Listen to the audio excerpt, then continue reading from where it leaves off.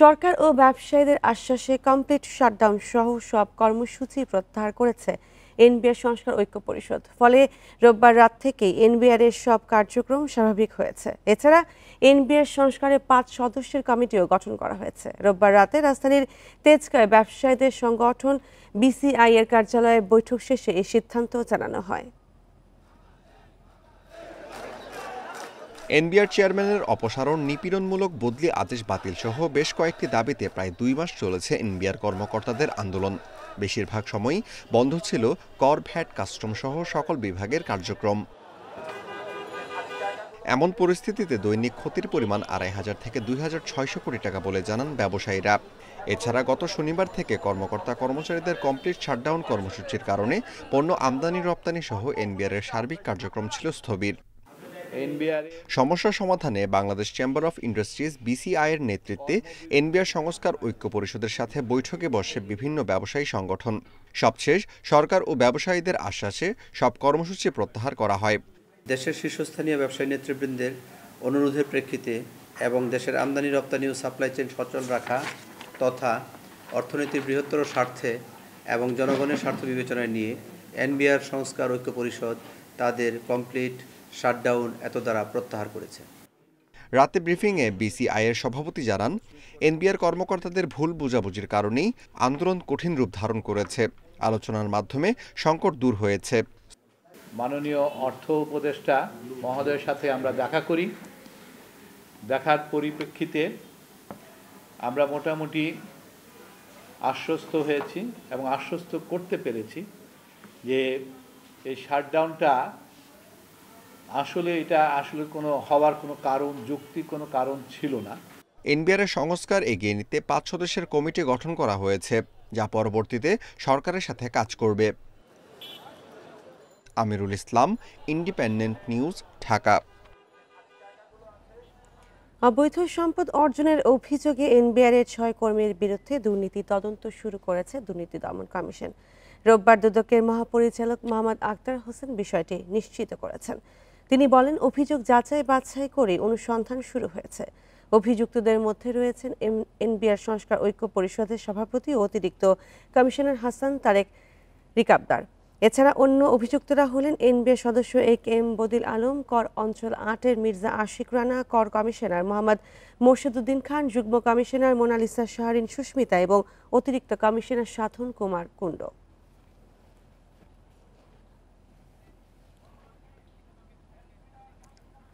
গত 20-25 বছর ধরে বিভিন্ন স্টেশনে চাকরিকালীন বিভিন্ন ব্যক্তি ও প্রতিষ্ঠানকে শুল্ক, ভ্যাট ও কর ফাঁকির সুযোগ করে দিয়ে ও নিজে লাভবান হয়ে রাষ্ট্রকে ক্ষতিগ্রস্ত করার মাধ্যমে দুর্নীতি, স্বজনপ্রীতি, অনিয়মের মাধ্যমে গাতোয়াই বহির্ভূত অবৈধ সম্পদ অর্জন করেছেন।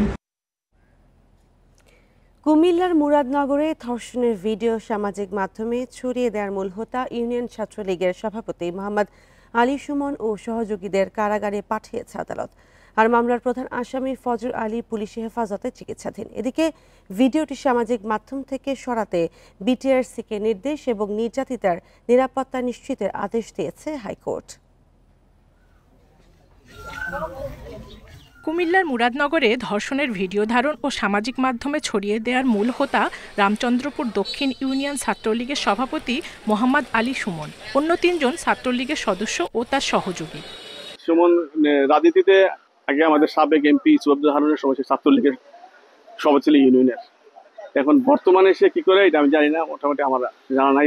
জাহাঙ্গীর আলম সরকার ওর ব্যানারের মধ্যে আছে, দেখবেন ব্যানারের সাথে তারপরে আমাদের যে ইসুফ আব্দুল হারুন ওর সাথেও ছিল, বিভিন্ন জায়গাতে আমারই সাথে জড়িত ছিল। অশালীন ভিডিও ধারণ করে ফেসবুকে দেবে, এটা যারাই করেছে কাজটা ঠিক করেনি।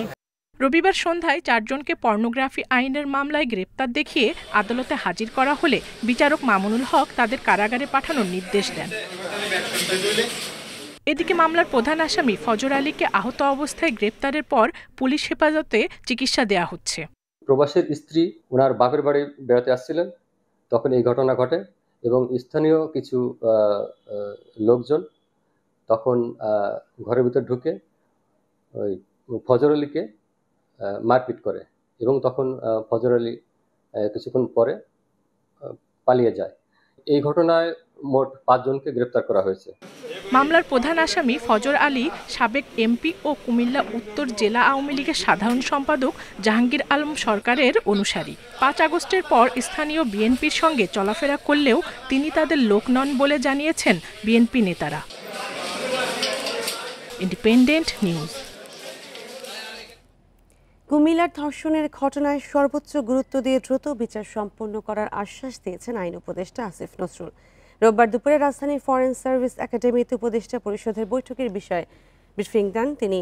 আশ্বাস দেন, স্বরাষ্ট্র মন্ত্রণালয়ের সাথে সাথে ব্যবস্থা নিয়েছে। প্রধান আসামি সহ যারা এই ছবিগুলা ছড়িয়ে দেওয়ার কাজটা করেছে, অত্যন্ত দায়িত্বহীন অপরাধমূলক কাজটা করেছে, সবাইকে গ্রেফতার করা হয়েছে। আপনারা জানেন আমরা ধর্ষণ সংক্রান্ত যে আইন আছে সেটার অ্যামেন্ডমেন্ট করেছি। দ্রুততম সময় আপনারা মাগুরার ক্ষেত্রে আপনারা বিচারও দেখেছেন। এটা আমরা সর্বোচ্চ গুরুত্ব দিয়ে এই ঘটনার বিচার করব, এটা আমরা বদ্ধপরিকর। কুমিল্লার মুরাদনগরে এক নারীকে নির্যাতনের ঘটনায় তীব্র নিন্দা উদ্বেগ জানিয়েছেন বিএনপি মহাসচিব মির্জা ফখরুল ইসলাম আলমগীর। রোববার বিকেলে বিবৃতিতে তিনি বলেন, ফ্যাসিবাদী আমলের মতো সংখ্যালঘুদের ঘরবাড়ি দখল ও নির্যাতন করে অন্যের ঘাড়ে দোষ চাপানোর ধারাবাহিকতা এখনও চলছে। একজন উপদেষ্টা নিজের স্বার্থ সিদ্ধির জন্য মুরাদনগরে ক্রমাগত ক্ষমতার অপব্যবহার করে যাচ্ছেন বলে অভিযোগ করেন মির্জা ফখরুল। বলেন, নারী নির্যাতনকারী অপরাধীদের কোনো রাজনৈতিক পরিচয় থাকতে পারে না। অবিলম্বে দুষ্কৃতিকারীদের দৃষ্টান্তমূলক শাস্তিরও জোর আহ্বান জানান বিএনপি মহাসচিব। বলেন, সাম্প্রদায়িক সম্প্রীতি বিনষ্ট করে রাজনৈতিক ফায়দা লোটার আওয়ামী লীগ নোংরা কৌশলেরই পুনরাবৃত্তি দেখা যাচ্ছে।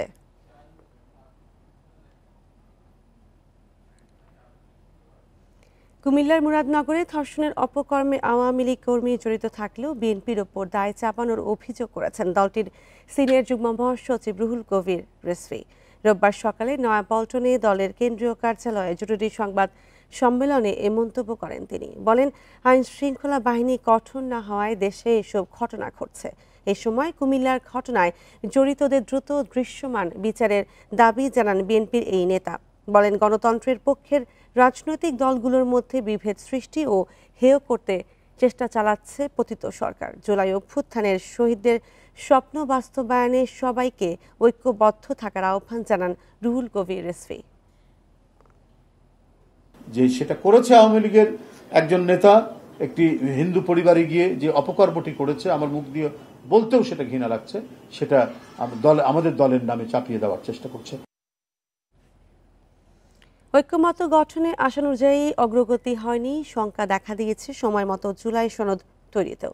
এমন মন্তব্য করেছেন কমিশনের সহ সভাপতি অধ্যাপক আলী রিয়াজ। এদিকে দ্বিকক্ষ বিশিষ্ট সংসদ নিয়ে অধিকাংশ দল একমত হলেও উচ্চকক্ষের কাঠামো নিয়ে মতভেদ রয়েছে। এছাড়া সাংবিধানিক পদে নিয়োগ কমিটির প্রস্তাব নিয়েও আপত্তি জানিয়েছে বিএনপি। ভাইয়া, চলছে ঐক্যমত্য কমিশনের দ্বিতীয় পর্যায়ের বৈঠক।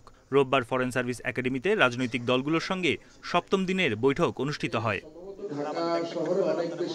শুরুতেই জুলাই অভ্যুত্থানের প্রেক্ষাপট তুলে ধরেন কমিশনের সহসভাপতি আলী রিয়াজ। বলেন, জুলাইয়ের মধ্যে জাতীয় সনদ তৈরির অঙ্গীকার করা হয়েছে, তবে ঐক্যমতের অগ্রগতি নিয়ে হতাশা রয়েছে। 7 দিন ধরে আমরা আলোচনা করেছি, বিভিন্ন বিষয়ে অগ্রগতি হলেও সত্যি কথা হচ্ছে যে আশাবাঞ্জক অগ্রগতি ক্ষেত্রে আমরা খানিকটা পিছিয়ে আছি। সাংবিধানিক ও সংবিধিবদ্ধ প্রতিষ্ঠানের নিয়োগ কমিটি, দ্বিকক্ষ বিশিষ্ট সংসদ, উচ্চকক্ষের নির্বাচন প্রক্রিয়া নিয়ে মত দিয়েছেন রাজনীতিবিদেরা। আমরা আপার হাউসটাকে চাই যে এটা সংখ্যানুপাতিক হারে হোক। তাতে হয় কি জিপিআর, তাতে হয় কি এটা একটা ভেরিয়েশন আসে। 100 সদস্য বিশিষ্ট একটি উচ্চকক্ষ করতে হবে, এ বিষয়ে একমত, কিন্তু উচ্চকক্ষের গঠন সংখ্যানুপাতিক অর্থাৎ মোট প্রাপ্ত ভোটের ভিত্তিতে হবে, এ বিষয়ে এখনো ঐকমত্য হয়নি।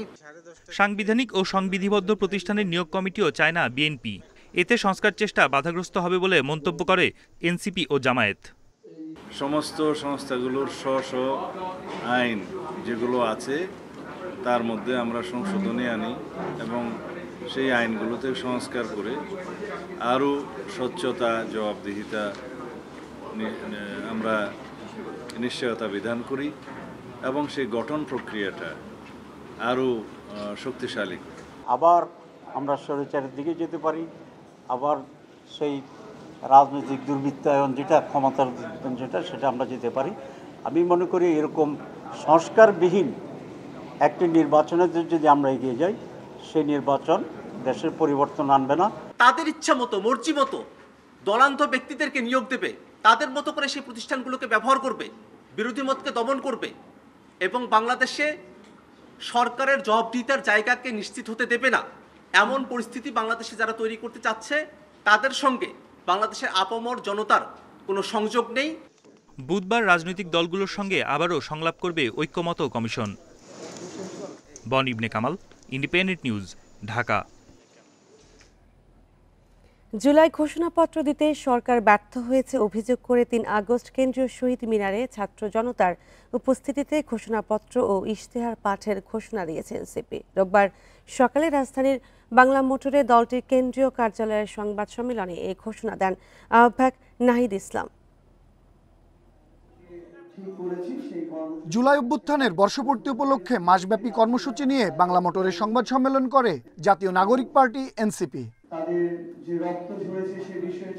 সংবাদ সম্মেলনে জানানো হয়, ১ জুলাই থেকে দেশ গড়তে জুলাই পদযাত্রা কর্মসূচি পালন করবে এনসিপি। শহীদ আবু সাইদের কবর জিয়ারতের মধ্য দিয়ে এই পদযাত্রা শুরু হবে বলে জানায় দলটি। ৩০ জুলাই পর্যন্ত আমাদের সারা বাংলাদেশ ব্যাপী আমাদের ৬৪টা জেলায় জুলাই পদযাত্রা হবে। আমরা এই পদযাত্রার নাম দিয়েছি দেশ গড়তে জুলাই পদযাত্রা। ১৬ জুলাই বৈষম্য বিরোধী শহীদ দিবস ও ৫ আগস্ট ছাত্র জনতার মুক্তি দিবস পালনের আহ্বান জানান এনসিপির আহ্বায়ক।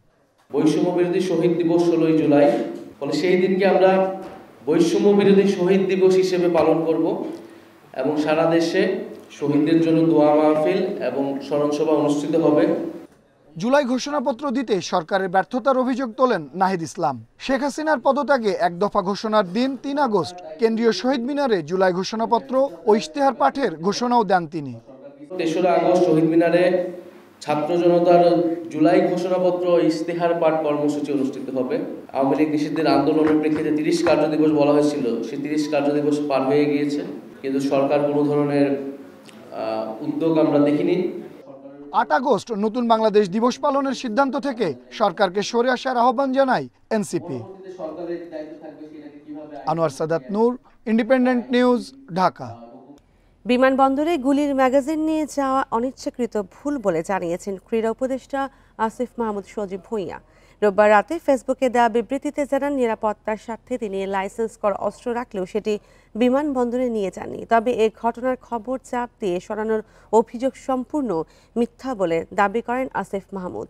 রোববার সকাল ৭টার দিকে টার্কিশ এয়ারলাইন্সের টিকে 713 ফ্লাইটে তুরস্ক হয়ে মরক্কো যাচ্ছিলেন তিনি। হযরত শাহজালাল বিমানবন্দরে তার ব্যাগ স্ক্যানিংয়ের সময় সেখানে একটি গুলির ম্যাগাজিন দেখা যায়। পরে সেটি আসিফের ব্যক্তিগত কর্মকর্তার হাতে পাঠিয়ে দেওয়া হয় এবং এই ঘটনায় উপদেষ্টা দুঃখ প্রকাশ করেছেন বলে জানিয়েছেন বিমানবন্দরের নির্বাহী পরিচালক group captain SM Ragib Samad. Facebook পোস্টে আসিফ জানান, দেশের বাইরে যাওয়ার জন্য জিনিসপত্র গোছানোর সময় অস্ত্রসহ একটা ম্যাগাজিন বাসায় রেখে গেলেও ভুলবশত আরেকটি ম্যাগাজিন ব্যাগেই রয়ে যায়। সরকারি প্রোটোকল বা সিকিউরিটি যখন থাকে না, তখন নিজের ও পরিবারের নিরাপত্তার জন্য লাইসেন্স করা অস্ত্র রাখেন বলেও জানান তিনি। মামলা বাণিজ্য ও ভুয়া মামলা থেকে রেহাই পেতে সরকার ফৌজদারি দণ্ডবিধিতে সংশোধনী আনছে বলে জানিয়েছেন আইন উপদেষ্টা আসিফ নজরুল। এর ফলে প্রাথমিক তদন্তেই খালাস পাবেন ভুয়া মামলার আসামিরা। রোববার দুপুরে রাজধানীর ফরেন সার্ভিস একাডেমিতে উপদেষ্টা পরিষদের বৈঠক শেষে ব্রিফিংয়ে কথা জানান উপদেষ্টা। বলেন, মিথ্যা অভিযোগ করা ভুয়া মামলার রেহাই পেতে নতুন বিধান যুক্ত করা হয়েছে। এতে বলা হয়েছে, পুলিশ কমিশনার বা পুলিশ সুপার যদি প্রাথমিক তদন্তে মনে করেন অভিযোগ যৌক্তিক নয়, তাহলে রিপোর্ট ম্যাজিস্ট্রেটের কাছে জমা দিতে হবে। ম্যাজিস্ট্রেট তথ্য প্রমাণের ঘাটতি দেখলে বিচার শুরুর আগেই অভিযুক্তদের মুক্তি দিতে পারবেন।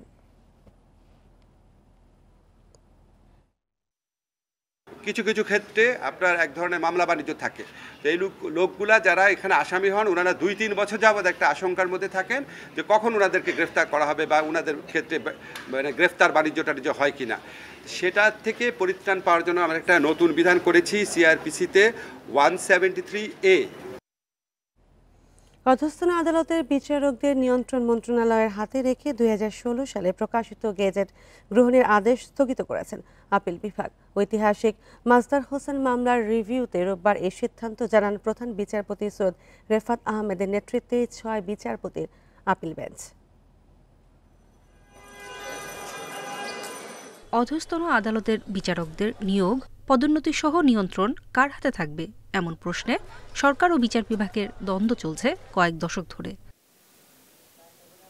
নির্বাহী ও বিচার বিভাগ পৃথক করতে মাজদার হোসেন মামলার রায়ে 12টি নির্দেশনা দেয় আপিল বিভাগ।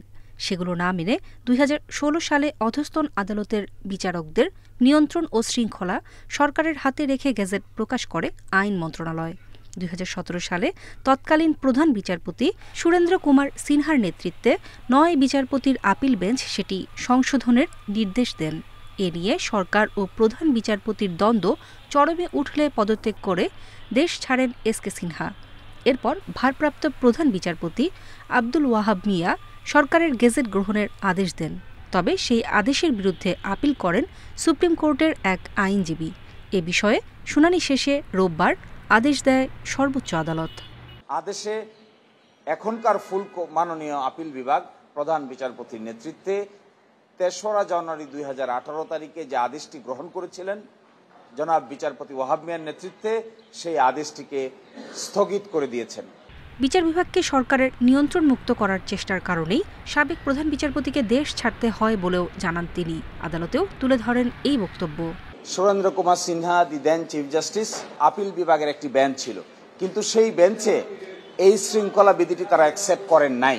এই কথা বলে যে এই শৃঙ্খলা বিধি যদি থাকে তাহলে অধস্তন বিচার বিভাগের স্বাধীনতা বলতে আর কিছু থাকবে না, কিন্তু এরপরে তাকে দেশ থেকে বাধ্য করা হয়েছে। আপিল বিভাগের আদেশের ফলে সংবিধানের 116 অনুচ্ছেদ নিয়ে হাইকোর্টের রিটের শুনানিতে আর বাধা থাকল না। এই অনুচ্ছেদে বলা আছে, রাষ্ট্রপতি প্রধান বিচারপতির পরামর্শক্রমে অধস্তন আদালতের বিচারকদের নিয়োগ, পদোন্নতি, বদলি সহ শৃঙ্খলাজনিত সব বিষয়ে সিদ্ধান্ত নেবেন। নূরে জান্নাত, ইন্ডিপেন্ডেন্ট নিউজ, ঢাকা। ভবন নির্মাণ শেষ না করে 1,70,00,000 টাকার বিল তুলে নিয়েছেন হত্যা মামলার পলাতক আসামি ছাত্রলীগের সাবেক সভাপতি লিয়াকত শিকদার। গণঅভ্যুত্থানের পর কাজ শেষ না করে এমন 10 পলাতক ঠিকাদার বিল তুলেছেন। শিক্ষা প্রকৌশল অধিদপ্তরের শীর্ষ কর্মকর্তাদের যোগ সাজসে এ মাসে বিল তুলে নেন তারা, যদিও প্রধান প্রকৌশলী বলছেন জড়িতদের বিরুদ্ধে ব্যবস্থা নেওয়া হবে। রাজধানীর শেরেবাংলা সরকারি মহিলা কলেজের 10 তলা ভবন নির্মাণের কাজ শুরু হয় 2019 সালে। 7 বছর পার হলেও শেষ হয়নি কাজ। ভবনটির ঠিকাদার নিষিদ্ধ ছাত্রলীগের সাবেক সভাপতি লিয়াকত শিকদার, যিনি জুলাই আন্দোলনে হত্যা মামলার পলাতক আসামি। লিয়াকত শিকদার ও তার স্ত্রীর ব্যাংক হিসাব জব্দ হওয়ার পর নতুন অ্যাকাউন্ট খুলে শিক্ষা প্রকৌশল থেকে গত 23 জুন 1,70,00,000 টাকার বিল নেওয়া হয়। এর আগে মার্চেও দেয়া হয় 1 কোটি টাকার বিল, কিন্তু কাজ শেষ হয়নি। দীর্ঘ 7 বছরেও কাজ শেষ না হয় চরম ভোগান্তিতে শিক্ষক শিক্ষার্থীরা। ব্যাহত হচ্ছে শিক্ষার পরিবেশ। এই বিল্ডিংটা বন্ধ থাকার কারণে আমাদের বাচ্চাদের ক্লাস করতে খুব সমস্যা হচ্ছে। সবাই এখন ওই বিল্ডিং এ ক্লাস করতেছে, তো আমাদের ক্লাসে একটুখানি হইতেছে, সমস্যা হইতেছে। তো তখন থেকে দেখতেছি বানানো হচ্ছে। আমি এখন 10ম শ্রেণীতে পড়ি, এখনো দেখতেছি বানানো হচ্ছে। বীরশ্রেষ্ঠ মুন্সি আব্দুর রউফ পাবলিক কলেজের একাডেমিক ভবন নির্মাণেও একই ঘটনা ঘটেছে। এরকম বেশ কয়েকটি শিক্ষা প্রতিষ্ঠানেরই ভবন নির্মাণের কাজ শেষ না করেই শিক্ষা প্রকৌশল অধিদপ্তরের কর্মকর্তাদের যোগসাজশে বিল তুলে পালিয়ে আছে ঠিকাদাররা। শিক্ষা সংশ্লিষ্টরা বলছেন, এসব কর্মকর্তার বিরুদ্ধে নিতে হবে কঠোর ব্যবস্থা, না হলে এই ধরনের ঘটনার পুনরাবৃত্তি ঠেকানো যাবে না। শিক্ষা গবেষকরা বলছেন, কাজ শেষ না করেই বিল দিলে সেই কাজ শেষ হওয়ার সুযোগ বেশিরভাগ ক্ষেত্রেই আর থাকে না।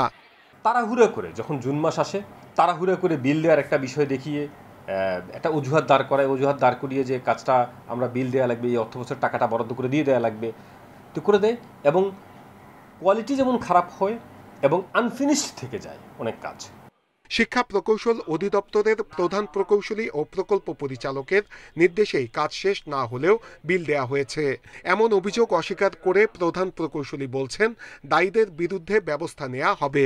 এখানে চিফ ইঞ্জিনিয়ার প্রকল্প তোলার নির্দেশ দিতে পারে, অর্থব্যয়ের সাথে এবং বিল পেমেন্টের সাথে চিফ ইঞ্জিনিয়ারের কোনো সংশ্লিষ্টতা নেই। এখানে নির্দিষ্ট টায়ার আছে, বিশেষ করে আমাদের এক্সিকিউটিভ ইঞ্জিনিয়ার যারা দায়িত্ব পালন করে তারাই পেমেন্ট করে থাকে। যদি তাদের কার্যক্রমে কোনো অসঙ্গতি থাকে আমরা বিষয়টি খতিয়ে দেব। যোগ সাজসে পলাতক স্বৈরাচারের দোষরদের এখনো অনৈতিক সুবিধা দেয়াকে লজ্জাজনক বলছেন বিশ্লেষকরা। নূরে আলম, ইন্ডিপেন্ডেন্ট নিউজ, ঢাকা। সাময়িক বরখাস্তের পরও নিয়মিত অফিস করছেন শরীয়তপুরের Munna UP chairman Abdul Jalil Matbar. Union পরিষদের সদস্যদের অভিযোগ 1 বছরে প্রায় 40 লাখ টাকার চেক স্বাক্ষর করেছেন তিনি। তবে অভিযোগ অস্বীকার করেছেন আব্দুল জলিল। বিষয়টি তদন্ত করে ব্যবস্থা নেওয়ার আশ্বাস প্রশাসনের। চেক জালিয়াতির মামলায় 2024 সালের 19 মে শরীয়তপুরের মুন্না ইউনিয়ন পরিষদের চেয়ারম্যান আব্দুল জলিল মাতব্বরকে 2 মাসের কারাদণ্ড দেয় আদালত। এরপর তাকে বরখাস্ত করে স্থানীয় সরকার বিভাগ। এরপরও নিয়মিত অফিস করছেন। অভিযোগ উঠেছে টিআর কাবিখা সহ বিভিন্ন তহবিলের 40 লাখ টাকার চেকে স্বাক্ষর করেন তিনি। মশা মারার ফগার মেশিনের 1 লাখ টাকা সহ বিভিন্ন খাতে অর্থ আত্মসাতের অভিযোগ তার বিরুদ্ধে। অফিসের কাগজ দেখি আমরা সাইন করেন, কিন্তু ডিউ আমার নামে হয়, আপনি কি কাগজ ঠিক করছেন? আমরা কাগজে ঝামেলা আছে, চেয়ারম্যান সাহেবের কাগজগুলো ঠিক করে। উনি বিগত দিনে অনেক পরিষদে বসে অনেক কাজকর্ম করছে, স্বাক্ষর ঠাকুর করছে, বিভিন্ন ইউনিয়ন পরিষদ চালাইছে, সবকিছু করছে। শাস্তি দাবি করব যাতে একজন বহিষ্কৃত চেয়ারম্যান পরবর্তীতে অন্য কোনো জায়গায় যেতে বহিষ্কার হলে এই কার্যক্রম পরিচালনা করতে দুঃসাহস না দেখায়। উপজেলা নির্বাহী কর্মকর্তার মৌখিক নির্দেশে চেয়ারম্যানের দায়িত্ব পালনের কথা জানান সচিব। তবে দায়িত্ব পালনের বিষয়টি অস্বীকার করেন জলিল মাতব্বর। হাইকোর্ট থেকে নির্দেশ দিচ্ছে, এটা তো আমি বললাম, এটা আছে, এটা আছে না, পরে জমা দিছি, বাড়ার জন্য জমা দিছি। এখন তো আমি আপাতত বন্ধ, তো আমি ছুটি কাটাই বন্ধ, তো আমি তো বন্ধ রয়ে গেছি। চেয়ারম্যানকে মৌখিক অনুমতি দেওয়ার কথা অস্বীকার করেন ইউএনও। অভিযোগের বিষয়টি তদন্ত করে ব্যবস্থা নেওয়ার আশ্বাস জেলা প্রশাসকের। যে ইউনিয়ন পরিষদের কথা বলুন, সেই ইউনিয়ন পরিষদ থেকে আমরা তথ্য সংগ্রহ করি, উপজেলা নির্বাহী অফিসারের কাছ থেকে তথ্য সংগ্রহ করি। যদি এরকম কোনো ঘটনা ঘটে থাকে যে বরখাস্ত অবস্থায় সে অফিস পরিচালনা করেছেন এবং আর্থিক লেনদেন করেছেন, তাহলে আইন বিধি অনুসারে যে ব্যবস্থা গ্রহণ করা দরকার আমরা অতি দ্রুত সেই ব্যবস্থা গ্রহণ করি। এদিকে পদে পুনর্বহালের জন্য আবেদন করেছেন ইউপি চেয়ারম্যান, তবে তা পায়নি বলে জানিয়েছে স্থানীয় সরকার বিভাগ। Independent news. দেশের বিচ্ছিন্ন যোগাযোগ ব্যবস্থা এখন গলার কাটা হয়ে দাঁড়িয়েছে। শুধু রাস্তা নির্মাণ করেই উন্নয়নের কথা প্রচার করা হয়েছে, বড় প্রকল্প নিলেও তার সঠিক বাস্তবায়ন হয়নি। রোববার রাজধানীতে ঢাকা চেম্বারের এক সেমিনারে এসব অভিযোগ উঠে এসেছে। এ সময় টেকসই অর্থনৈতিক প্রবৃদ্ধির জন্য সরকারি বেসরকারি সমন্বিত উদ্যোগের তাগিদ দেন আলোচকেরা। টেকসই অর্থনৈতিক প্রবৃদ্ধির জন্য দেশে লজিস্টিক খাতের বর্তমান অবস্থা ও এর উন্নয়নে করণীয় নিয়ে সেমিনারের আয়োজন করে ঢাকা চেম্বার। এতে নিজেদের মতামত তুলে ধরেন ব্যবসায়ী ও সংশ্লিষ্টরা। কি পদক্ষেপ নিচ্ছেন? বেসরকারি খাতের উদ্যোক্তারা বলেন, শুধু রপ্তানি বাণিজ্য নয়, দেশের সামগ্রিক উন্নয়নে লজিস্টিক খাতের উন্নয়ন জরুরি। আর্থিক সহযোগিতার জন্য ব্যাংকের পাশাপাশি বন্ড ইস্যুর তাগিদ দেন তারা। বন্ড ইস্যু করতে গেলে মনে হচ্ছে যে এটা দেশ বিক্রি হয়ে যাবে। এই মাইন্ডসেট থেকে আপনার রিয়েলিটিতে আসতে হবে, এটার কোনো অল্টারনেটিভ নাই। একটা ইম্পোর্ট ডিপেন্ডেন্ট দেশ, সব কিছু কিন্তু ঢাকা হয়ে যেতে হচ্ছে, ওয়ারাজ আমরা কিন্তু একটা লং টার্ম ড্রেজিংয়ের মাধ্যমে, প্ল্যানিংয়ের মাধ্যমে আমাদের ইনল্যান্ড ওয়াটারওয়ে দিয়েও কিন্তু আমরা আমাদের ইম্পোর্টেড গুডস বা এক্সপোর্টেড গুডসটাকে পোর্টের সাথে কানেক্ট করতে পারি। প্রধান উপদেষ্টা সড়ক পরিবহন ও সেতু বিষয়ক বিশেষ সহকারী বলেন, এখনো পর্যন্ত যোগাযোগ খাতে কার্যকর কোনো মাস্টার প্ল্যান করা হয়নি। আকাশ, সড়ক ও জলপথের সমন্বয়ে বহুমুখী যোগাযোগ ব্যবস্থা তৈরির কাজ করছে সরকার। এইটাকে ওভারকাম করার জন্য আমরা যেটা করছি সেটা হচ্ছে বেসিক্যালি আই টুক চার্জ, এবং আমি যেটা চেষ্টা করছি সেটা হচ্ছে একটা, সবাই অনেকে এটা নিয়ে এমফেসিস দিল, সেটা আমরা চেষ্টা করছি একটা মাল্টি মডেল একটা ট্রান্সপোর্টেশন নেটওয়ার্ক তৈরি করার জন্য। লজিস্টিক খাতে আধুনিক প্রযুক্তি ব্যবহারের পাশাপাশি দক্ষ জনবল তৈরির ওপর জোর দেন বিশেষজ্ঞরা। বলেন, দেশের রপ্তানি বাণিজ্যের 78% ইউরোপ ও আমেরিকার ওপর নির্ভরশীল, যা টেকসই উন্নয়নের ক্ষেত্রে ঝুঁকিপূর্ণ। রেলওয়ের যে আইন, সেই অনুযায়ী প্রাইভেট ইনভেস্টমেন্ট রেলওয়েতে করা যায় না। রেলওয়ে শুধু আউটসোর্স করতে পারে কিছু সার্ভিস, কিন্তু rail, ICD, wagon, freight train এই জায়গাগুলোতে প্রাইভেট ইনভেস্টমেন্টের প্রয়োজন এবং সুযোগ আছে এবং সেই অনুযায়ী আমাদের মডেলটাও চেঞ্জ করবে। লজিস্টিক খাতের উন্নয়নে বন্দরের সক্ষমতা বৃদ্ধি ও রেল যোগাযোগ আধুনিকায়নের আহ্বান জানান বক্তারা। পোর্ট হবে, বিনিয়োগ আসবে। Shahid Ahmed, independent News, Dhaka. সামান্য বৃষ্টি হলেই রংপুর নগরের বিভিন্ন স্থানে সৃষ্টি হয় জলাবদ্ধতা। নিয়মিত ড্রেনগুলো পরিষ্কার না করায় বৃষ্টির পানি জমে জলজট তৈরির হওয়ার ভোগান্তিতে পড়েছেন নগরবাসী। রাস্তায় জমে থাকা পানির সঙ্গে ড্রেনের ময়লার পানি মিলে সৃষ্টি হচ্ছে দুর্গন্ধ। এতে স্বাস্থ্য ঝুঁকিতে রয়েছে নগরবাসী। সিটির প্রধান নির্বাহী বলছেন, জলাবদ্ধতা রোধে নগরীর ড্রেনগুলোর সংস্কার কাজ করা হচ্ছে। বর্ষাকালের সামান্য বৃষ্টিপাতেই নাকাল রংপুরবাসী। নগরের একমাত্র শ্যামাসুন্দরী খালটির সংস্কার না করায় ময়লা আবর্জনা আর মাটি ভরাট হয়ে বন্ধ হয়ে গেছে পানি প্রবাহ।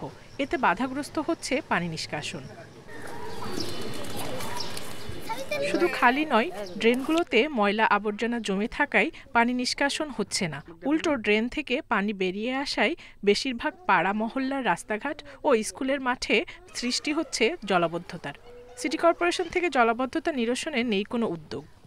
যারা আমরা অফিসে যাই তারা বিশেষ করে তারা এত বেশি প্রবলেমে পড়ে যায় বলার বাইরে।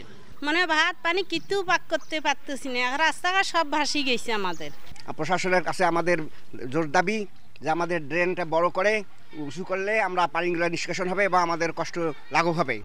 শ্যামাসুন্দরী খাল ও নগরীর ড্রেনগুলো পরিষ্কার করে দ্রুতই জলাবদ্ধতা নিরসনের দাবি নগরবাসীর।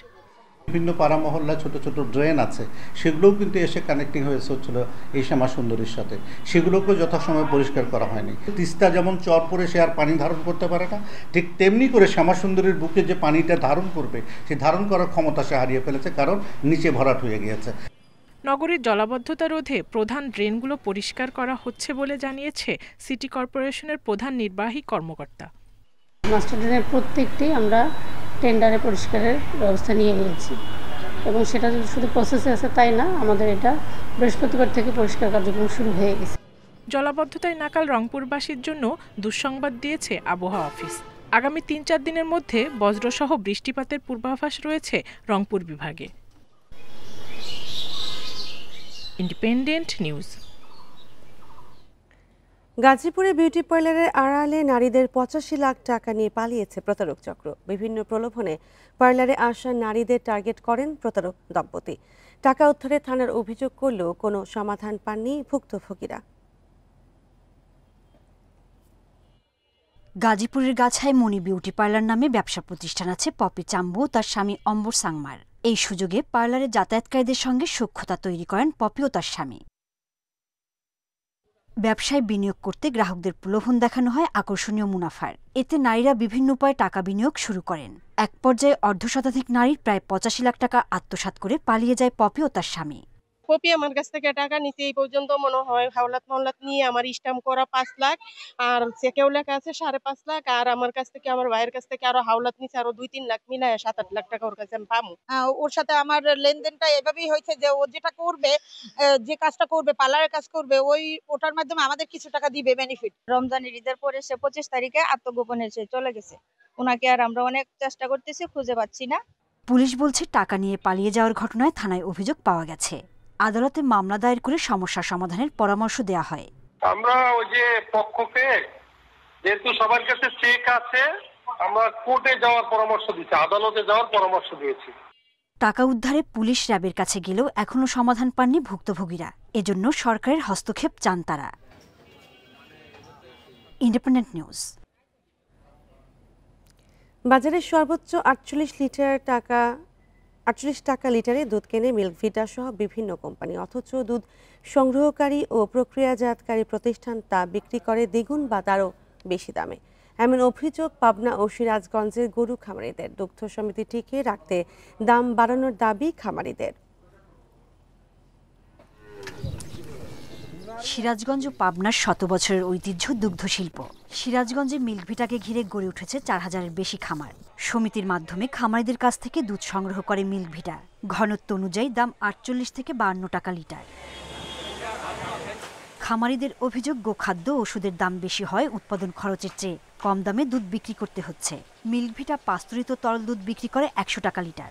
বাড়তি 50 টাকা কোথায় যাচ্ছে সেটি তদন্তের দাবি খামারিদের। তারা ঢাকাতে বিক্রয় করে 1 লিটার দুধ 140 থেকে 50 টাকা। 1 লিটার দুধ মিল্ক ইউনিয়নের থেকে ঢাকাতে পৌঁছতে এত টাকা ব্যয় হয় না। 60 টাকা লিটার যদি হয় তাহলে কোনো দাম চলতে পারবো আমরা। আর গোখাদ্যের দাম হতে হবে 1500 নিচে আসতে হবে অ্যাভারেজে সব বিষয়গুলো। গরু পালন করে দুধ তৈরি করে যদি সঠিক মূল্য না পায় তাহলে অবশ্যই তারা বিমুখ হয়ে যাবে, তারা দুগ্ধ উৎপাদন করতে অনুপযোগী হয়ে যাবে। এ বিষয়ে মিল্কভিটার পরিচালক জানান, বিশাল কোম্পানির পরিচালনায় ব্যয় হয়। এত বড় একটা প্রতিষ্ঠান, এই প্রতিষ্ঠানের তো একটা এস্টাবলিশমেন্ট কস্ট থেকে শুরু করে এখানে এমপ্লয় আছে প্রায় 3000, এখানে অফিস, কেয়ারিং, বিভিন্ন কিছু মেনটেন করতে হয়। এটা তো আর আপনাকে এক্সপ্লেন করবো না। কোনো অনিয়মের সুযোগ নেই দাবি করে মিল্কভিটার আর এক কর্মকর্তা বলছেন, দুধের মান অনুযায়ী খামারিদের দাম দেয়া হয়। এখন এই ক্যাটাগরিতে যার যেটা পড়ে সেটাই আমরা দেই। আমাদের টেস্টে যেটা আসে, আমাদের প্রাইসে 3টা ডিলার আছে, তারা একটু রাখে 2-3 টাকা, আবার দোকানদারের লাভ আছে। এখন আমাদের দাম সবচেয়ে কম ছিল, 90 টাকা ছিল। কিছুদিন আগে অন্যান্য কোম্পানির দাম বৃদ্ধি করাতে আমাদের দামটা মনে হয় 100 টাকা করা হয়েছে। পাবনা ও সিরাজগঞ্জে 25,000-এর বেশি খামারে প্রতিদিন গরুর দুধ উৎপাদন হয় প্রায় 10 লাখ লিটার। সোহেলি জাহান, ইন্ডিপেন্ডেন্ট নিউজ। আর এ নিয়ে আরও জানাতে সিরাজগঞ্জ থেকে যুক্ত হচ্ছেন সহকর্মী দিলীপ কুমার গৌড়। দিলীপ, দুধের দাম নিয়ে খামারিদের আপত্তির কারণ কি এবং মিল্ক ফিটা কি এই দামকে যৌক্তিক মনে করে কিনা?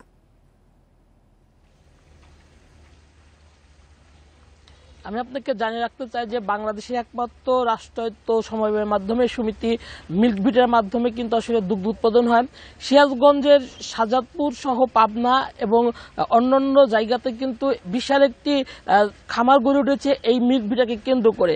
কিন্তু দেখা যাচ্ছে যে আসলে প্রতিনিয়ত কিন্তু দুধের দাম বৃদ্ধি পেলেও সমবায়ের মাধ্যমে যে মিল্কভিটা দুগ্ধ সংগ্রহ করে সেখানে কিন্তু আসলে দাম তারা 48 থেকে 52 টাকা দেয় এবং গত কয়েক বছর ধরে কিন্তু এই দামই দিয়ে আসে। এই মধ্যে কিন্তু গো খাদ্যর দাম বৃদ্ধি পেয়েছে, গড়ে প্রাণী সম্পদের যে ঔষধ তার দাম বৃদ্ধি পেয়েছে, কিন্তু গরু দুধের যে দাম সে দাম বৃদ্ধি করছে মিল্কভিটা। খামারিরা বলছে যে আসলে মূলত তারা এখানে যে মূল্যে খামারিদের কাছ থেকে দুগ্ধ সংগ্রহ করছে মিল্কভিটা, কিন্তু বেচছে কিন্তু তার দ্বিগুণ মূল্য, অর্থাৎ 50 টাকার দুধ কিন্তু তারা বেচছে 100 টাকা দরে, কিন্তু খামারিদের টাকা দেওয়া হচ্ছে না, যে কারণে কিন্তু সিরাজগঞ্জের অনেক দুগ্ধ খামার ইতিমধ্যে বন্ধ হয়ে গেছে। তো খামারিদের যে দাবি যে বাজার মূল্য সাথে সামঞ্জস্য রেখে তাদের যাতে এই দুধের মূল্য বৃদ্ধি করা হয়। যদিও রোজার ঈদের আগে দুধের দাম 5 টাকা বৃদ্ধি করা হয়েছিল, কিন্তু রোজার ঈদের পরে আবারও সে 5 টাকা কমিয়ে দেওয়া হয়েছে। আমরা মিল্কভিটার সাথে কথা বলেছিলাম, তো মিল্কভিটা যেটা জানাচ্ছে যে তারা আসলে অন্য যে বেসরকারি কোম্পানি আছে সেই কোম্পানির তুলনায় তারা বেশি দাম দিচ্ছে। পাশাপাশি মিল্কভিটায় যে দুগ্ধ উৎপাদন সমবায়ীদের সেই অধিকাংশ দুগ্ধ আসলে তারা বেসরকারি কোম্পানির কাছে বিক্রি করে দিচ্ছে। মিল্কভিটার সুযোগ সুবিধা নিয়ে খামারিরা আসলে দুধগুলো বেসরকারি কোম্পানির কাছে বিক্রি করছে, যে কারণে আসলে মিল্কভিটা দুধের দাম বৃদ্ধি করছে না। মিল্কভিটার দাবি যে এই খামারিগুলো যদি সকল দুগ্ধ তারা মিল্কভিটাকে সরবরাহ করে সেক্ষেত্রে তারা মূল্য বিবেচনা করবে। এবং আমরা কথা বলেছিলাম যে খামার থেকে 48 থেকে 52 টাকা কেজি দুগ্ধ সংগ্রহ করা হলেও এই দুগ্ধ কেন 100 টাকায় বিক্রি করা হচ্ছে, এই আর বাকি কিসে খরচ হচ্ছে সেই বিষয়ে কিন্তু আসলে তারা আমাদের জানাতে সঠিকভাবে জানাতে পারেনি। তবে মিল্কভিটা বলছে যে তাদের এই বিশাল কোম্পানি এবং মিল্কভিটাকে ঘিরে সিরাজগঞ্জ এবং ঢাকায় বিভিন্ন অঞ্চলে তাদের আরও কিছু প্রতিষ্ঠান রয়েছে, সেই প্রতিষ্ঠানে ব্যয় নির্বাহ করতে কিন্তু আসলে দুগ্ধের দাম বৃদ্ধি পাচ্ছে। মোট কথা প্রান্তিক খামারিরা ক্ষতিগ্রস্ত হলেও কিন্তু মিল্কভিটা সেই ক্ষতির দায়ভার নিচ্ছে না। মিল্কভিটা অনিয়মের অভিযোগ নিয়ে সিরাজগঞ্জ থেকে জানাচ্ছিলেন সহকর্মী দিলীপ কুমার গৌড়। চলতি অর্থ বছর শেষ হয় আগেই $30 বিলিয়ন বেশি রেমিটেন্স এসেছে, যা গত অর্থ বছরের একই সময়ের চেয়ে 26% বেশি। রেমিটেন্স প্রবাহ ও IMF এর অর্থ ছাড়ের ফলে নিট বৈদেশিক মুদ্রা রিজার্ভও ছাড়িয়েছে $31 বিলিয়ন। বিশ্লেষকেরা বলছেন অর্থ পাচার নিয়ন্ত্রণ ও হুন্ডি প্রবণতা কমায় বৈধ চ্যানেলে রেমিটেন্স প্রবাহ বেড়েছে।